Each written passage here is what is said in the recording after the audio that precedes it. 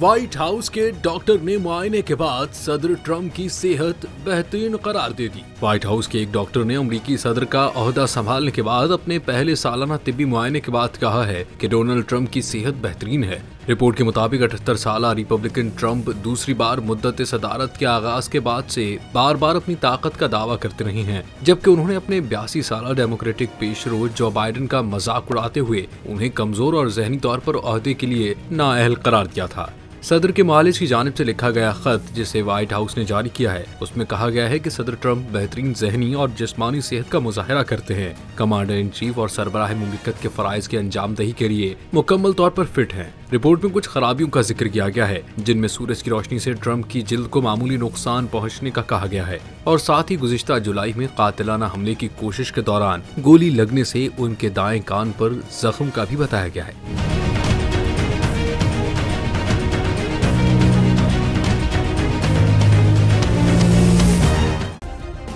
Subscribe करें और bell दबाएं ताकि कोई खबर रह न जाए।